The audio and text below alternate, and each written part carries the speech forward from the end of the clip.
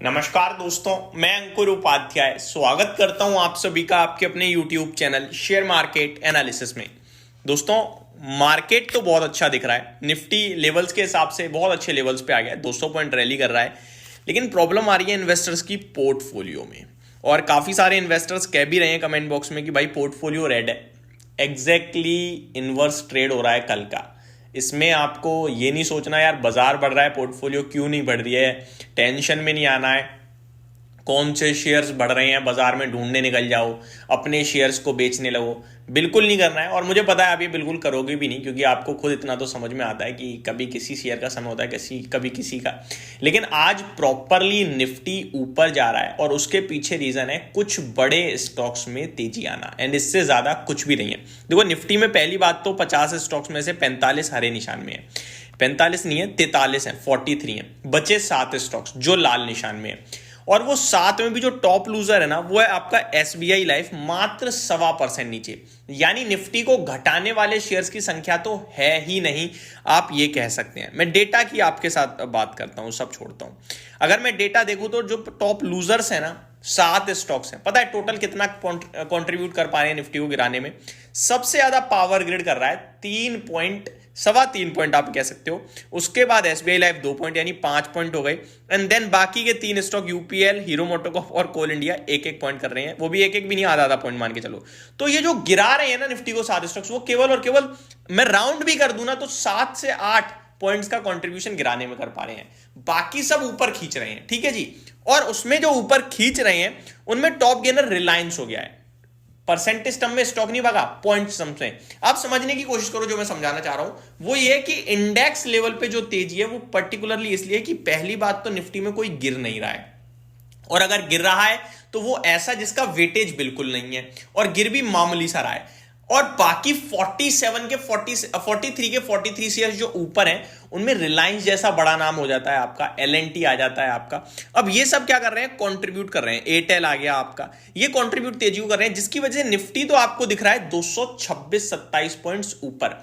लेकिन जब आप निफ्टी के बाद अपनी पोर्टफोलियो पे नजर डाल रहे हो कि लाओ निफ्टी अब तो 200 पॉइंट हो गया, अब देखो पोर्टफोलियो और नीचे हो गई है।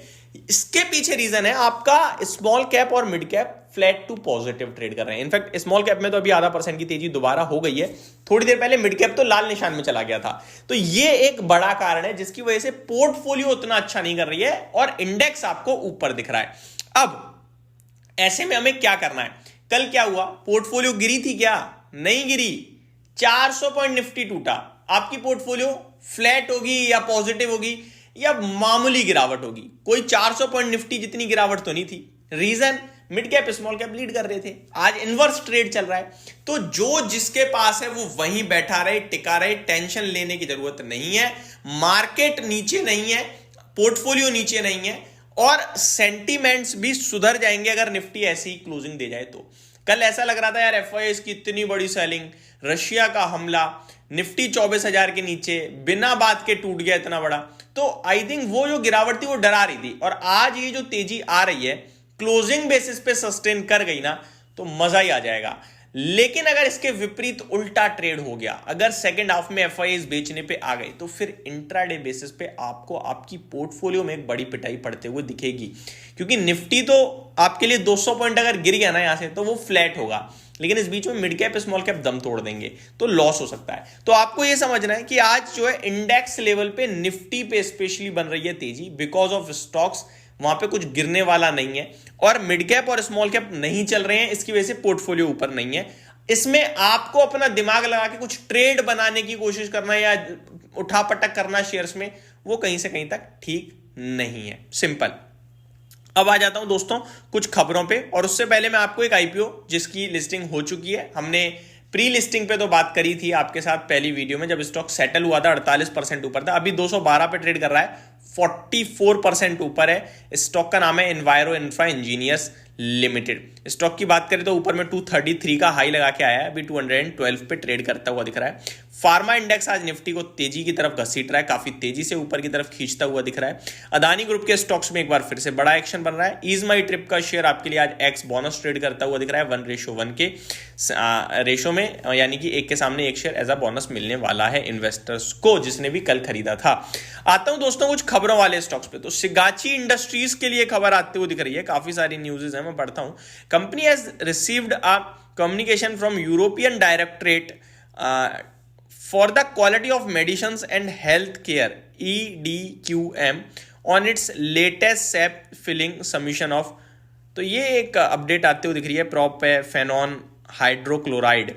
Company says achieving the certificate of suitability for this API will enable the company to export this product in Europe and other CEP accepting countries। तो ये एक प्रोडक्ट की अप्रूवल जो आया है, ये इनके लिए काम अच्छा करेगा और ये इनको अलाउ करता है यूरोपियन कंट्रीज में सेल करने के लिए इनके प्रोडक्ट को। और इसी खबर के चलते स्टॉक 6% रॉकेट होता हुआ दिख रहा है। नारायणा हृदयालय की तरफ से भी कुछ अपडेट आ रही है।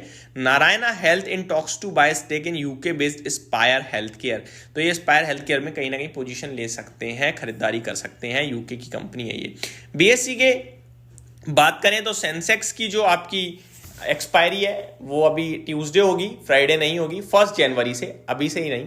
एंड आपका जो दूसरी, मैं इसके ऊपर डिटेल वीडियो बनाऊंगा दोस्तों, कुछ बड़े बदलाव हुए हैं BSE की तरफ से। और NSE और BSE में से अगर आपके पास किसी भी एक्सचेंज से शेयर है, फॉर एग्जांपल मैंने एक शेयर खरीदा BSE से और गलती से BSE की वेबसाइट डाउन हो जाती है, तो मैं उस शेयर में फंसूंगा क्या? नहीं, आप NSE से बेच सकते हो। ये सारी चीजें भी कुछ अपडेट आते हुए दिख रहा है सेबी की तरफ से, जो कि काफी ज्यादा नेसेसरी था और आया है। मैं आप सभी के साथ शेयर करूंगा इसके बारे में डिटेल्स अगली वीडियो में। चैनल के साथ बने रहिएगा।